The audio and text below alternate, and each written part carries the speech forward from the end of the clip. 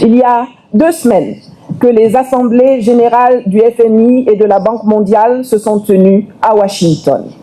Et je vais évoquer la manière de contrer le système néocolonial occidental dans lequel des exigences politiques deviennent des conditions nécessaires pour les investissements, pour la coopération, pour la mise en œuvre de projets communs. C'est ainsi que le 8 août 2024, la Suède a annoncé qu'elle mettrait fin à son aide publique au développement au Mali, parce que Bamako avait rompu la veille ses relations diplomatiques avec l'Ukraine, qui avait fièrement revendiqué son soutien et son entraînement des terroristes qui attaquent l'armée malienne et qui endeuillent le Sahel. Alors ma question c'est, dans quelle partie des accords Suède-Mali une telle clause était-elle prévue? C'est aussi au mois d'août que la Banque mondiale a annoncé qu'elle ne financera plus de nouveaux projets en Ouganda à la suite de la promulgation d'une loi dite anti-LGBT, alors que cette conditionnalité n'est prévue dans aucun des accords. Et pour éviter de subir le même sort, le président ghanéen n'a toujours pas promulgué la loi sur les valeurs familiales, qui a pourtant été votée par le Parlement et approuvée par la Cour suprême depuis belle lurette. Des exemples, il y en a foison. Mais ce qui est intéressant, c'est de comprendre quelle est l'origine du problème. Qu'est-ce qui a favorisé la mise en place de ce système déséquilibré et coercitif, où la volonté d'une minorité s'applique de gré ou de force sur le reste du monde, et notamment sur l'Afrique, mais aussi depuis plusieurs années sur ceux qui nous ont conviés ici aujourd'hui, sur la Russie. Les anciennes puissances coloniales, accompagnées d'États partenaires et appuyées par leurs multinationales, constituent les facteurs externes du problème, tandis que les classes politiques africaines qui sont en compétition pour entrer dans les bonnes grâces des dirigeants de la métropole et aussi des citoyens mal informés à cause de la propagande mensongère distillée par des médias mainstream occidentaux et aussi à cause des programmes scolaires qui tardent à être repensés, forment le volet local de ce système néocolonial de domination. Les conséquences et les implications de cela sont aussi bien économiques que politiques et elles se traduisent en canaux formels et informels. Sur le plan économique, on se retrouve avec des budgets sous perfusion de l'aide publique au développement, des investissements sous protection politique de la métropole, une monnaie sous contrôle d'échange, un commerce international sous dépendance d'accords léonins ou d'accords non appliqués. Et sur le plan politique, on a des institutions néo-patrimonialistes comme la Banque mondiale, comme le FMI. On a la corruption des classes politiques des deux côtés de l'échiquier.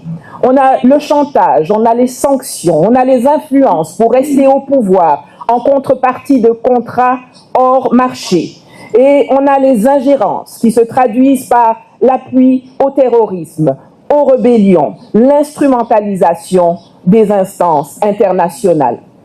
Et c'est ainsi que, dans le système actuel, la voix de la métropole et des institutions de Bretton Woods, qui ne votent pas, est prépondérante sur celle des citoyens de la néocolonie qui restent englués dans la pauvreté et dans les frustrations, victimes de politiques de santé, d'éducation, de formation, de défense, d'industrialisation, inadaptées ou quasiment inexistantes parce qu'elles sont dictées par l'étranger et mises en œuvre par des laquais locaux, qu'ils soient opposants ou gouvernants.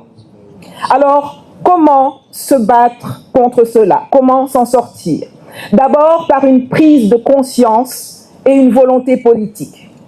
Ceux qui osent dénoncer et remettre en cause le système et faire éclater la vérité, qu'ils soient des activistes, des politiques, des militaires, doivent être protégés promus ou portés à la tête de nos États. Ensuite, il faut établir une cartographie précise et détaillée de toutes les manœuvres, de toutes les connivences, de tous les pièges du système actuel et définir des réponses à chacun d'entre eux. Et puis, il faut travailler à la refonte de la gouvernance des organisations communes internes à l'Afrique et externes au continent. Non pas en se contentant de 2 sièges de membres permanents sans droit de veto que l'on vient offrir à l'Afrique avec condescendance après 79 années d'existence, mais en supprimant tout simplement tout ce qui crée le déséquilibre, c'est-à-dire en mettant fin au statut de membre permanent et au droit de veto au sein du Conseil de sécurité. Un pays, une voix, la majorité l'emporte. Quand on n'est pas d'accord, on dit non. Et enfin, il faut refonder la structure des chaînes de valeur qui ont été établies en notre absence et qui continuent d'être acceptées, parfois même par ceux qui sont engagés dans le combat pour l'émancipation du continent africain. Non, il n'y a absolument aucune raison qu'un chauffeur qui amène le cacao du champ jusqu'au port de Douala, de Tema ou d'Abidjan soit payé 15 fois moins que le chauffeur qui va récupérer le même cacao au port de Anvers, de Hambourg ou d'Amsterdam pour l'amener dans des usines. Il est temps de remplacer les plaintes par une politique offensive, par une diplomatie opérationnelle qui se fasse entendre et qui obtienne des décisions concertées. Et un système législatif et judiciaire efficace et qui protège notre souveraineté et impose le respect des accords. Nous sommes actuellement dans un moment géopolitique extraordinairement propice. Un monde multipolaire est en train de naître. Son architecture se dessine maintenant.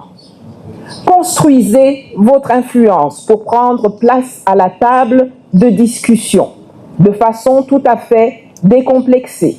Ou alors, taisez-vous à jamais.